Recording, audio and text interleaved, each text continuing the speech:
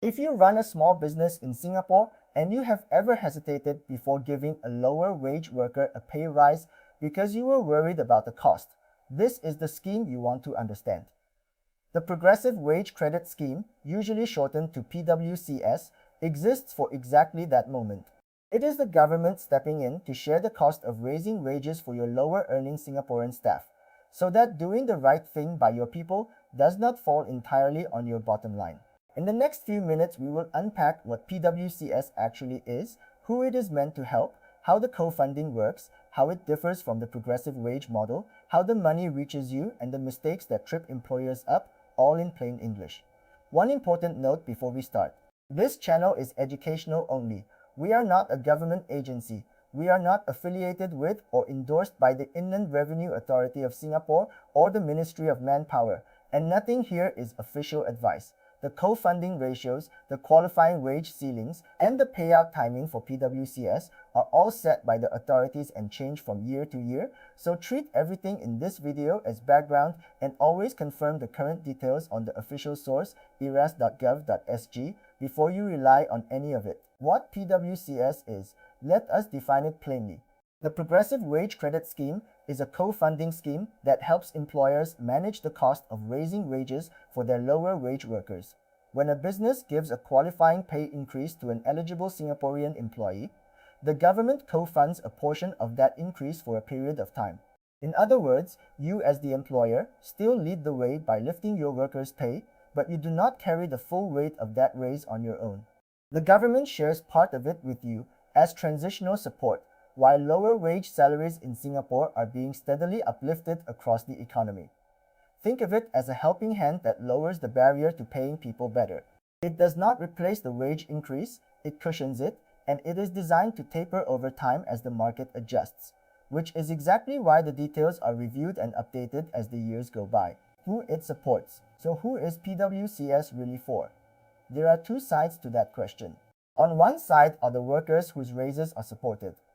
Broadly, the scheme is aimed at lower wage Singaporean employees, the people earning below a set gross monthly wage ceiling, because the whole point is to uplift wages at the lower end. On the other side is you, the employer, because you are the one who actually receives the co-funding payout. Any business that employs eligible Singaporean workers and gives them qualifying wage increases can generally benefit, without needing to be a particular size or in a particular industry. The spirit of it is simple. If you are an employer who pays lower wage Singaporeans and you raise their wages, the scheme is designed to have your back.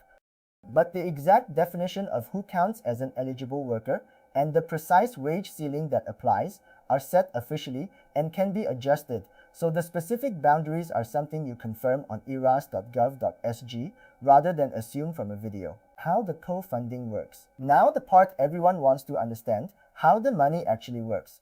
PWCS does not pay for your workers' whole salaries, and it is not a cash handout you can claim for anything. Instead, it co-funds a portion of the wage increases you give to eligible lower wage employees, meaning the government covers a share of the raise while your business covers the rest. The support is generally structured in tiers.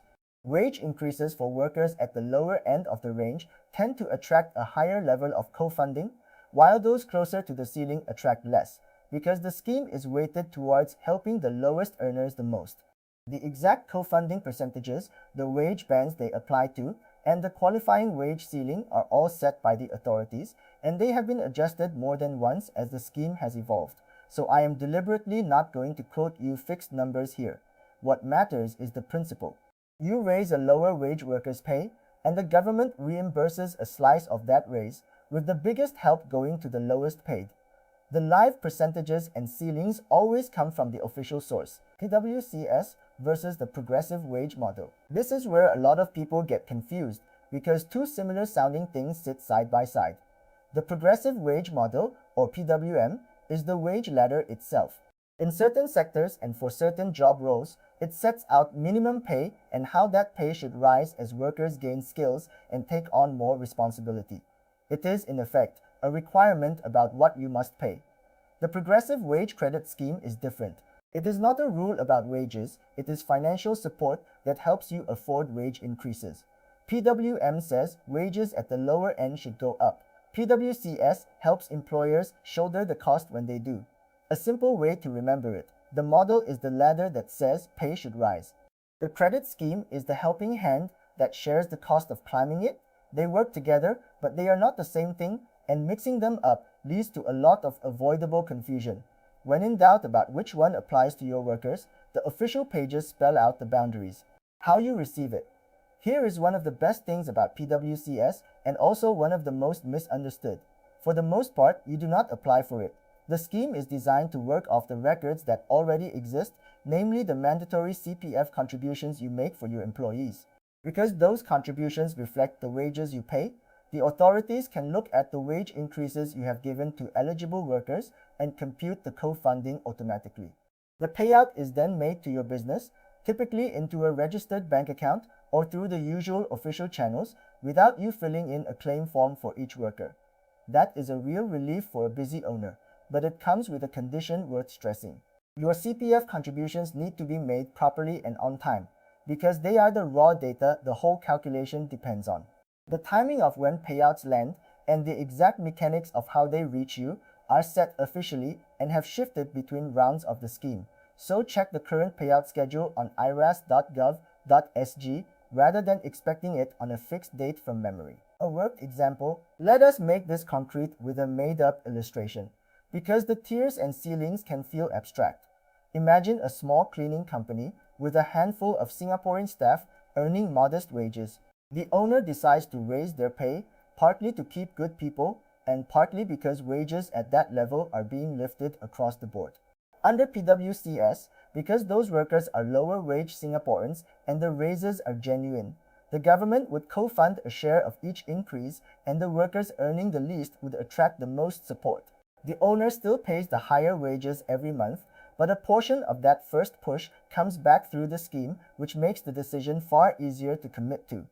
Notice the pattern. The employer leads with a real pay rise, the scheme follows with partial support, and the worker walks away genuinely better off. That is exactly the kind of behavior PWCS is built to encourage, and it is why the scheme rewards actually raising wages rather than merely intending to. Common mistakes. A handful of mistakes trip employers up again and again, so let us name them. The first is assuming you have to apply, and then either wasting effort hunting for a form, or, worse, believing you have missed out when the payout is generally computed automatically from your CPF records. The second is being careless or late with CPF contributions when those contributions are the very data the co-funding is calculated from, so sloppy records can quietly cost you support. The third is assuming a worker qualifies without checking the current wage ceiling and eligibility rules when those boundaries are set officially and change over time. The fourth is confusing PWCS with the progressive wage model and then treating the co-funding as if it lets you ignore your obligations around actual pay. And the fifth, the one this whole channel keeps repeating, is relying on second-hand figures from an article or a video instead of the official source. Every one of these is avoidable with a little care and a habit of checking the authoritative channel first. Are you how to check? So how do you actually make sure you benefit? Start on the official channel rather than a forum or an old blog post, because that is the only place the current ratios, ceilings, and timing live. In practice, the Inland Revenue Authority of Singapore, IRAS, administers PWCS, and its website is where the scheme is explained in full. The sensible sequence looks like this. First, make sure you are paying your eligible lower wage Singaporean workers properly and giving genuine wage increases where you can. Second, keep your CPF contributions accurate and on time, because they drive the whole calculation. Third, read the official PWCS pages so you understand the current co-funding tiers, the wage ceiling, and when payouts are made as they stand today. Fourth, check that your business bank and contact details are up to date so any payout can actually reach you. I want to be clear about one thing. We cannot pay you, approve you, or guarantee any co-funding, and no one honestly can. What you can do is pay your people well, keep clean records, and read the official pages, which is entirely in your hands. Quick recap. Let us pull it together. The Progressive Wage Credit Scheme, PWCS, is government co-funding that helps employers share the cost of raising wages for lower wage Singaporean workers. It supports genuine pay increases up to a qualifying wage ceiling. generally in tiers that give the most help to the lowest earners. It is not the same as the progressive wage model, which is the wage ladder itself.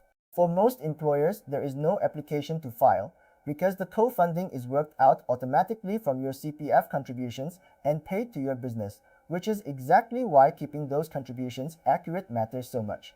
And because the exact percentages, ceilings, and payout timing are set officially and change from year to year, the live details always come from iras.gov.sg, never from memory. A closing reminder, remember the spirit of this channel. Our job is to hand you the map and the vocabulary, so schemes like PWCS stop feeling like alphabet soup and you can walk into the official pages already knowing what you are looking at. But the official sources always have the final word. Nothing here is a promise that you qualify, that the payout is coming, or that any figure you heard is current, because the ratios, the wage ceilings, and the timing genuinely do change.